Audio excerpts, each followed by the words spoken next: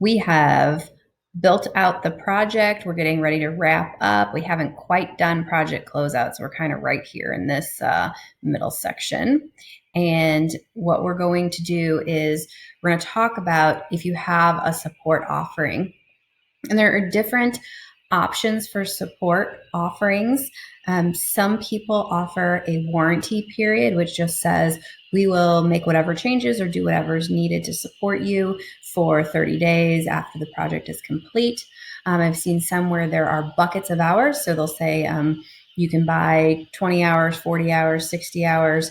And then I've also seen membership models. So I just want to hop over and show you how some of these different models might work and how your pricing should work if you choose to implement these. So if you wanted, you could just do a completely ad hoc model, which would just mean as needed, your client can contact you. And in this scenario, you are really taking on the responsibility of being responsive. And so it's really hard to manage this way. And you need to set some caveats that this is really going to be based on resource availability. People in this mode will want you to just drop everything and pay attention to them. And so for that reason, and because you're taking on all the risk, they're not having to have any monthly or annual commitment, your hourly rate can be significantly higher.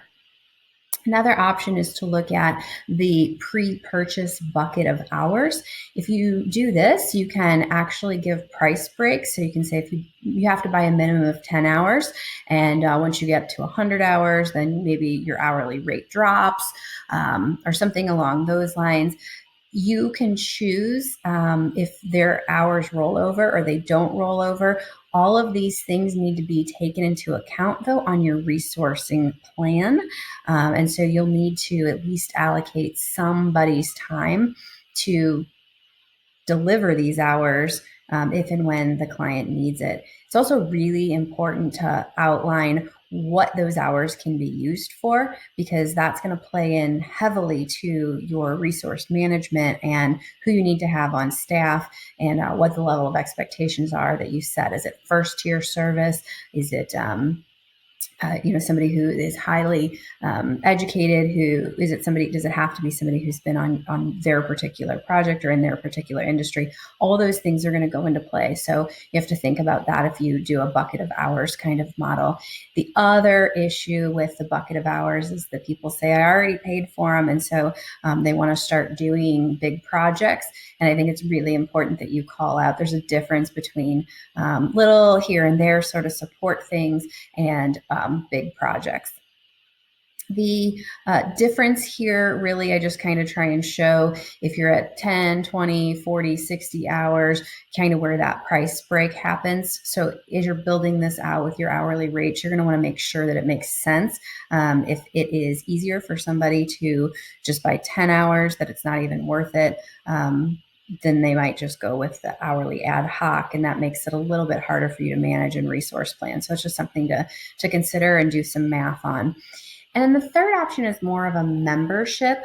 And this model I like to do as a per user. It could be per department. You'll have to, again, depending on what service you're providing, figure out what works best for you. But this is a month to month.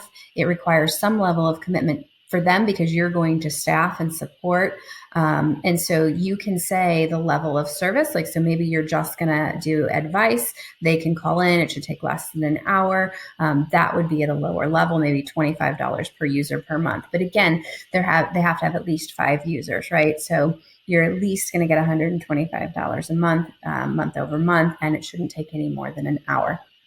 You could do higher level memberships as well, and you can figure out what all it includes and maybe set some hours to it. But this membership model is fantastic for keeping ongoing revenue. It's a little bit more difficult to support in terms of resourcing. So really, depending on which model you go with, is going to determine if you need to have separate project delivery folks versus service and support folks. And for some time, you may need to have a person wearing both hats, but eventually you'll want to get to where you have dedicated support people and potentially even a support tool that allows your clients to put in a ticket and that you can start tracking how many tickets came through, because you'll need a way to determine if this is a profitable model for you or not. And when you have somebody doing project work and doing support work, it's really hard to kind of break those two apart in terms of time being spent on each. If you do any support, I think it's really important that you outline when your hours are and what your standard level of agreements are. So your service level agreements, and you might have different levels, like we'll call you back immediately if it's something that's critical. But if it's really just a low severity, then we get a few days to look into that. That really helps manage the workload and the resources and the expectations. So all just things to think about. If you don't currently have a support model in place and you want to put one in place, these are great ways to close the loop and to continue the conversation. So hopping back over, if you are finishing up the project, you'll want to have a conversation with your client about what support might look like, what models and options you have available. I would also start talking to them towards the end of the existing project about what's next. So if you remember in the kickoff, we talked about what was in scope, but that means there were also some things that were out of scope. And so if there's anything that was identified as out of scope, that's a good thing to bring up and say, all right, now that we've gotten the really business critical stuff done, and now that we've gotten success, what's next? And I recommend that you actually create a new opportunity in your opportunity pipeline and assign that to an account manager to follow up on. It's easier to figure out what's next while you're engaged and in the project. It's really just a conversation still at this point, because the client will be interested in finishing out the existing project, but you got to start getting them thinking about the next phase. Otherwise, you end up with this lull. So you have all this work. Everybody wants to just finish it, their heads down. And what happens is then you're down in this dip. Nobody's billable. The client's maybe utilizing the tool, and then your team's just sitting there and waiting. If you can start that process a little bit further back, then you can actually get geared up so that when this project's done, your team's ready to start on the planning for the next project, and you can keep the cycle going. The other thing to think about is when this project's over, how are you going to stay in touch? So who's going to be responsible for following up and when? And this can be somebody from the project team who's just going to follow up and say, hey, just wanted to check in. How are things going? Is there anything additional we can or should be doing? This could also be an account manager or the owner to just say, hey, thank you for doing a project with us. We'll cover in the closeout asking the client to potentially become a reference or a referral. But I also like to consider using marketing automation at this point, because it's a great way to set up a campaign that says, thank you for being a valued client. We have clients all the time that ask us for referrals. Would you consider being a referral? Here are some other things that we can do. Who do you know that would be interested in that service or this offering? And just to be able to kind of drip them stuff. I would also be sending them articles or topics of things that that they're going to be interested in based on the relationship and based on the existing project that you've done with them.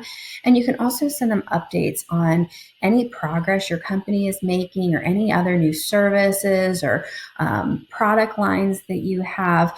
This is a great time to be thinking about and setting up what does life after this project look with this particular client. So hopefully that helps you think about moving from closing out the project into getting them back into the top of the funnel. In our next presentation or deck here, I'll walk through project closeout, lessons learned. What does that look like? How do we ask for referrals?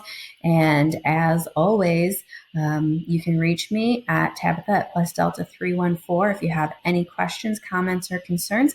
Love to hear from you. Thanks. Have an amazing day.